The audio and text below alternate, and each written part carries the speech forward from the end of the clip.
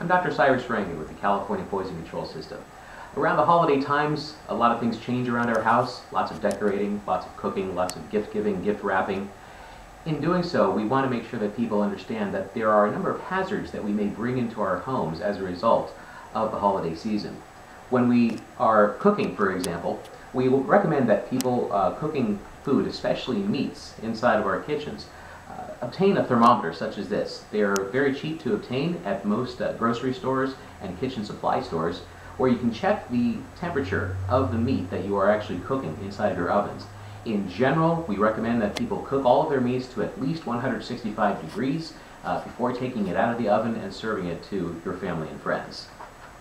In addition, there are a number of items that we may bring into our home that could present a risk.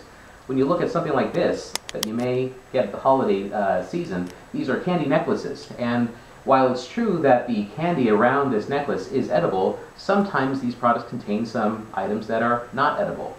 So when you look at this necklace, for example, all of these candies are edible, but then this little plastic tree, of course, is not.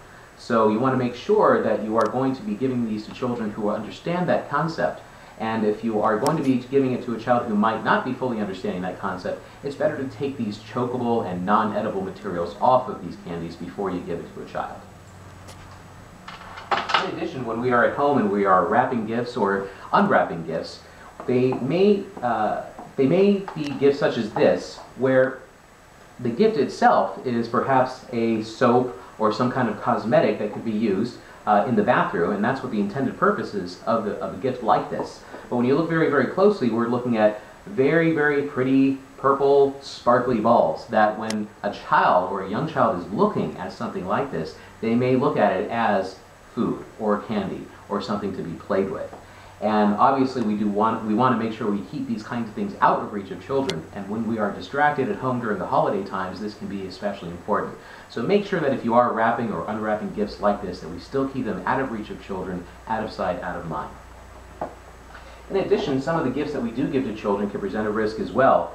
Here is a toy cell phone that we may give to a child as a gift, and it's in general, when you look at this, it doesn't really look like there's anything about this that could present a toxic sort of a risk. But when you look on the back here, you see this back panel, and if you unscrew this back panel, what you're going to find in here is a battery. When we are using these toys, we often use them quite a bit around holiday times, and we are often changing batteries, often in front of our children. When we do so, the battery that comes out of here can be a very, very tiny, called a button battery. And these button batteries can also present a risk. Even when the battery is dead, if a child swallows one of these batteries, the battery can actually cause injury to our food pipe, to our windpipe, and to our stomach, and to our intestines. And it can actually even burn holes through those very delicate tissues.